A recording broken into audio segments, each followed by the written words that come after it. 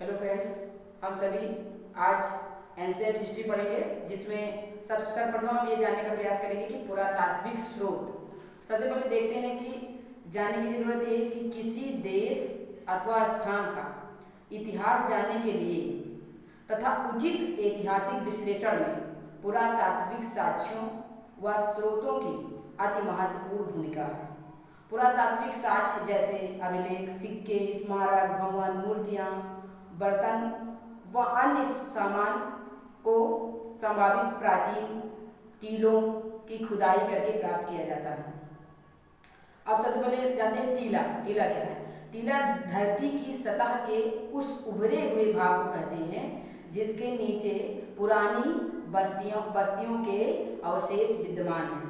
ये कई प्रकार के होते हैं, जैसे एकल सांस्कृतिक, इंपॉर्टेंट है, एकल सांस्कृतिक, मुख्य सांस्कृतिक व बहुसांस्कृतिक। अब दूसरी बात हम जानने का प्रयास करेंगे कि टीलों की खुदाई कितने प्रकार की होती है। टीलों की खुदाई दो प्रकार से की जाती है। नंबर 1 अनुलंब और नंबर 2 क्षैतिज। अनुलंब जानते हैं क्या? अनुलंब उत्खनन का अर्थ सीधे खड़ी लंबवत खुदाई, यानी ऐसे सीधे खुदाई जिसको जैसे करते हैं उसको हम जिससे कि विभिन्न संस्कृतियों का कालक्रमिक इतिहास उद्घटित हो सके, उसको हम क्या कहते हैं? अनुलंब, यानी सीधे जो ऐसे डायरेक्ट खुदाई होती है उसको हम अनुलंब खुदाई कहते हैं। अब नंबर 2 पे आते हैं क्षैतिज उत्खनन। उत्खनन का तात्पर्य, क्षैतिज उत्खनन का तात्पर्य पूरे टीले की या उसके बृहद भाग ऐसे की खुदाई से है। इस प्रकार की खुदाई से हम उस स्थल के काल विशेष की संस्कृति का पूर्ण अनुमान लगा सकते हैं। पश्चिमोत्तर भारत में हुए उत्खननों से ऐसे नगरों का पता चलता है जिसकी स्थापना लगभग 2500 ईसा पूर्व से हुई थी। उत्खननों से हमें गंगा की घाटी में विकसित भौतिक संस्कृति के विषय में भी जानकारी मिली है कि उस समय के लोग किस प्रकार की बस्तियों में रहते थे, उनका ढांचा कैसा था और वह किस प्रकार के मृदभांड का उपयोग करते थे, किस प्रकार के घरों में रहते थे, भोजन किस प्रकार, अनाज का कौन कौन से अनाज का प्रयोग करते थे, औजारों हथियारों का क्या क्या प्रयोग करते थे, उन सारी चीज़ों को।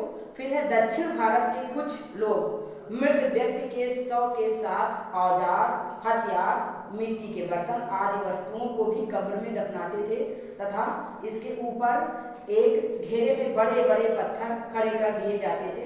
ऐसे स्मारकों को महापाषाण यानी मेगालिथ कहते थे। प्राचीन टीलों अथवा स्मारकों का उत्खनन कर यहाँ से प्राप्त सामानों व कलाकृतियों के आधार पर क्रमिक ऐतिहासिक विश्लेषण पुरातत्व विज्ञान यानी आर्कियोलॉजी कहलाता है।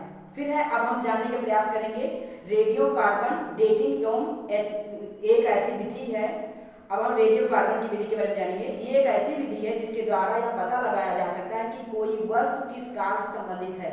रेडियो कार्बन या कार्बन -14 या C14 कार्बन, जिसको हम रेडियोधर्मी कार्बन कहते हैं, इससे हम प्राचीन वस्तुओं के बारे में के बारे में जान सकते हैं। अब हम दूसरी बात करें, पौधों के अवशेषों का परीक्षण कर विशेषतया पराग और जलवायु और वनस्पति का इतिहास जाना जा सकता है। पशुओं की हड्डियों का विश्लेषण कर या पशुओं की हड्डियों का परीक्षण कर उसकी पहचान की जाती है तथा उसके पालतू होने या उनके प्रकार के कार्य में किस प्रकार के कार्य में या अनेक प्रकार के कार्य में लगाए जाने का भी पता लगाया जाता है। रेडियो कार्बन डेटिंग विधि से पता चलता है कि राजस्थान और कश्मीर में किसी का पसीना लगभग 700 से या नहीं 7,000 से 6,000 ईसा पूर्व में भी था। ये चीज़ हम रेडियो कार्बन डेटिंग विधि से जान सकते हैं। अब हम ये सारी चीज़ें हैं, सिक्कों के बारे में भी बहुत सारी चीज़ें, सिक्कों से भी बहुत चीज़ जान सकते हैं, अभिलेखों के माध्यम, स्मारक के माध्यम से जाने वाली हर सारी चीज़ें। अब हम अभिलेखों के अभिलेखों में प्रयुक्त लिपियां हैं उसके बारे में जाएंगे। शायद ये चीज़ आप लोगों को ये बहुत ही मुश्किल है जो हम बताने जा रहे हैं, कहीं बहुत कम मिलती है। जो ब्रह्मी लिपि है ब्रह्मी लिपि के बारे में जानेंगे। ब्रह्मी लिपि अशोक के अधिकतर शिलालेख ब्रह्मी लिपि में है। यह लिपि बाएं से दाएं लिखी जाती है, जैसे हम लोग लिखते हैं। फिर आ जाते हैं खरोष्ठी लिपि। अशोक के कुछ शिलालेख खरोष्ठी लिपि में है, जो दाएं से बाएं लिखे जाते हैं, जैसे कि उर्दू लिखी जाती है। यूनानी एवं अरमेक लिपि पाकिस्तान और अफगानिस्तान में अशोक के शिलालेखों में इन लिपियों का भी प्रयोग हुआ है। अब हम जानेंगे अभिलेख में सिक्कों से भी अत्यधिक, जो हमारे अभिलेख हैं वो सिक्कों से भी ज़्यादा महत्वपूर्ण है। इसके उत्खनन को पुरालेख शास्त्र यानी एपिग्राफी कहते हैं। पुरालेख शास्त्र इसको एपिग्राफी कहते हैं।